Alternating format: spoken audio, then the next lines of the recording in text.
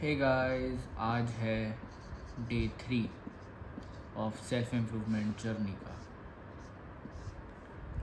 आज हम सीखने वाले हैं अबाउट रिस्क। हमने लास्ट वीडियो में रिटर्न के बारे में थोड़ा बहुत सीख लिया था। अब हम सीखेंगे रिस्क के बारे में। तो रिस्क बेसिकली होता क्या है? रिस्क एक ऐसी पॉसिबिलिटी है जब हमारा कोई भी एसेट या फिर इन्वेस्टमेंट जब हमारे एक्सपेक्टेड उससे जो रिटर्न्स होते हैं जब वो कम रह जाते हैं उसके एक्चुअल रिटर्न से,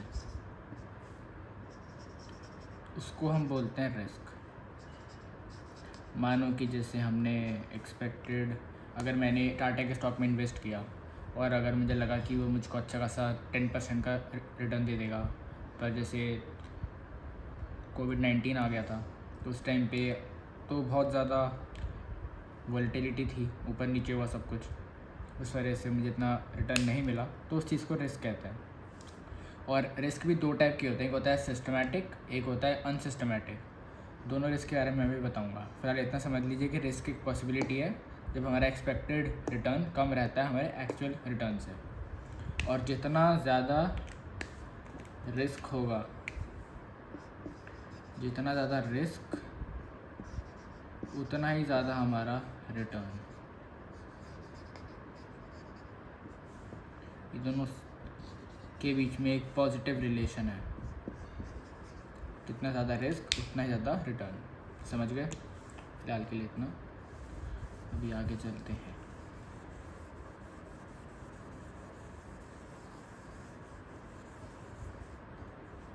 अब हम सीखेंगे दो रिस्क के बारे में। दो टाइप के रिस्क होते हैं। पहला होता है सिस्टमैटिक,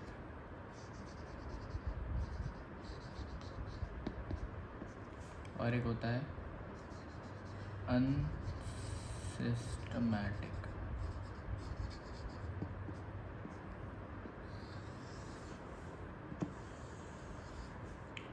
जो हमारा सिस्टमैटिक रिस्क होता है वो ऐसा रिस्क है जिसको हम अवॉइड नहीं कर सकते, मतलब वो होता ही होता है, उसको हम कम नहीं कर सकते, नॉट अवॉइडेबल। और जो अनसिस्टमैटिक रिस्क होता है उसको हम अवॉइड कर सकते हैं, उसको हम रिड्यूस कर सकते हैं, can be avoided by diversification.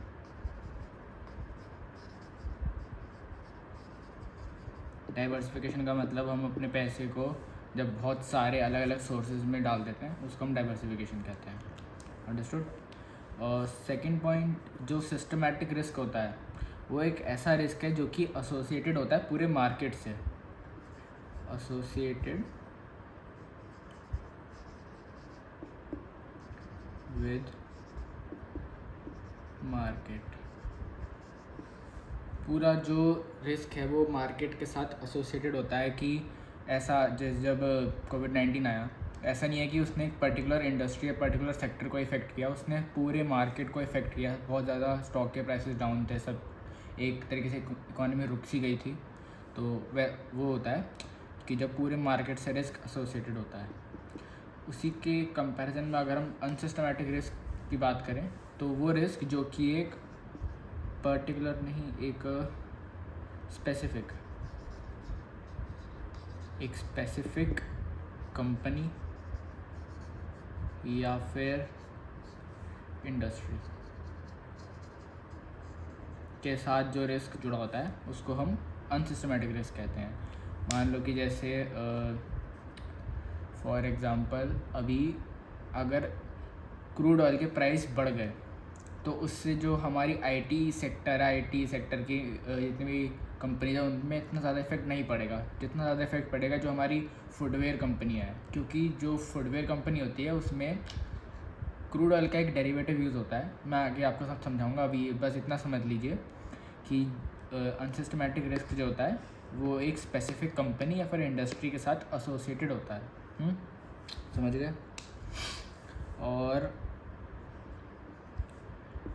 इसका जो मेन एग्जांपल है वो हम ले सकते हैं बीटा।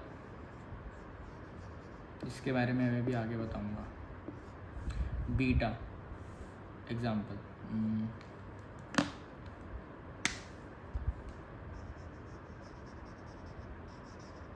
बीटा होता क्या है अभी थोड़ी देर में पता चल जाएगा। और इसका एग्जांपल हम ले सकते हैं कि जैसे स्ट्राइक हो गई, स्ट्राइक ऑफ वर्कर, या फिर अगर सीईओ चेंज हुआ तो उससे भी इफेक्ट पड़ता है। तो ये इसके एग्जांपल्स हैं। एक और बहुत ज़्यादा इम्पॉर्टेंट पॉइंट कि जो अनसिस्टमैटिक रिस्क होता है उस it is predictable, it is predictable. और जो अनसिस्टमैटिक रिस्क होता है it is not predictable.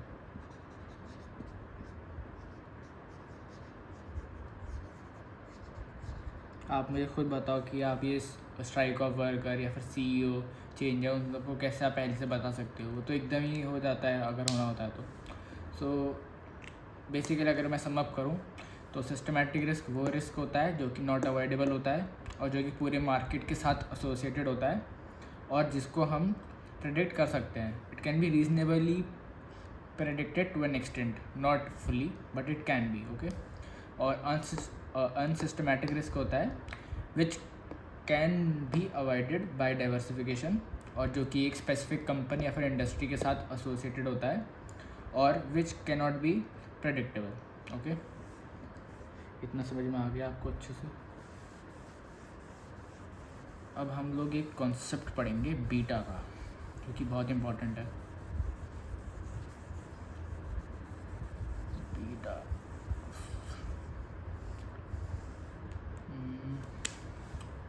Now our topic is beta. इसको हम सिंबल से डिनोट करते हैं। ये ग्रीक अल्फ़ाबेट है। जिन्होंने मैथ्स पढ़ी उनको पता होगा अल्फ़ा बीटा गामा क्या होता है। तो जो बीटा रहता है, बीटा एक सिंपल मैट्रिक है जिससे हम थोड़ा सा रिस्क को प्रेडिक्ट कर सकते हैं।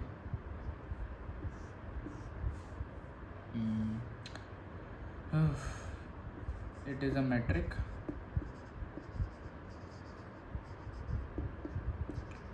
which tells us how the asset or investment will perform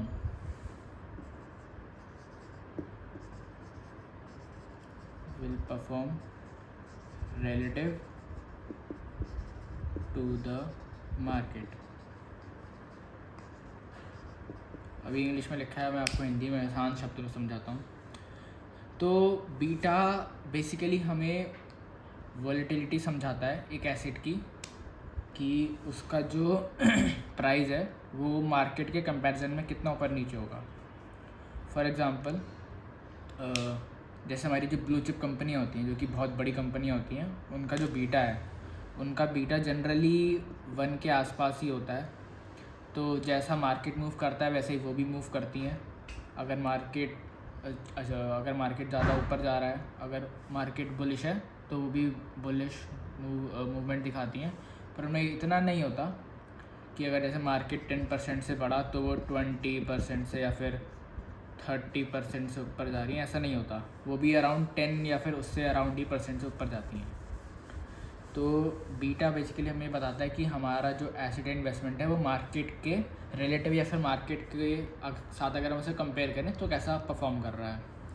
और जो बीटा होता है, इसको रेस कर देता हूँ, जो हमारा बीटा होता है वो जनरली हम उसका फॉर्मूला मैं आपको नेक्स्ट वीडियो में बताऊंगा कि उसको हम एक्सेल के थ्रू कैसे निकाल सकते हैं। अभी बस खाली इसका कॉन्सेप्ट समझ लीजिए। फॉर नाउ मैं आपको बस बता रहा हूँ कि बीटा की अगर वैल्यू 1 है तो इसका क्या मतलब है।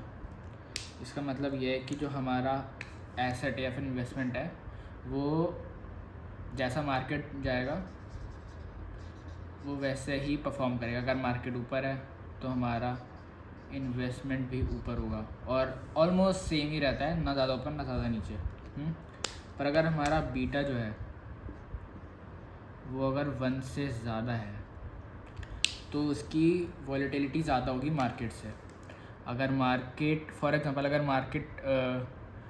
हमारा बीटा है 1.5, तो अगर मार्केट 10% से ऊपर जाता है तो जो हमारी इन्वेस्टमेंट है वो 15% से ऊपर जाएगी।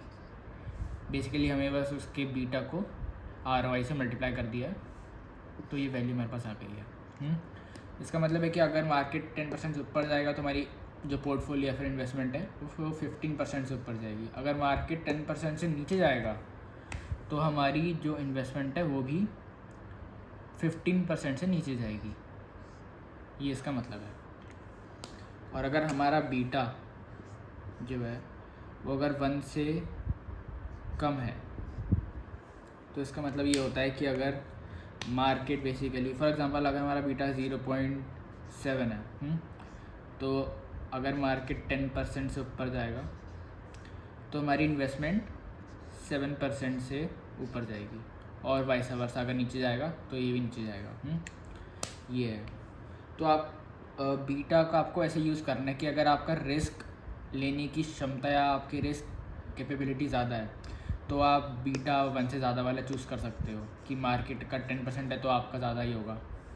अगर आपका रिस्क आप कम लेना चाहते हो तो आप बीटा =1 या फिर बीटा <1 ले सकते हो, कि अगर मार्केट में इतना ज़्यादा ऊपर नीचे होता है तो आपका पोर्टफोलियो थोड़ा सेफ रहेगा, वो इतना ज़्यादा अप डाउन नहीं होगा। होपफुली आपको समझ आ गया होगा बीटा क्या होता है, उसका सारा कॉन्सेप्ट, रिस्क कितने टाइप के होता है, रिस्क क्या होता है। अब नेक्स्ट वीडियो में मैं आपको बताऊंगा कि हम बीटा को एक्सेल में प्रैक्टिकली कैसे कैलकुलेट कर सकते हैं। So guys, this was it for day 3। Thank you for watching.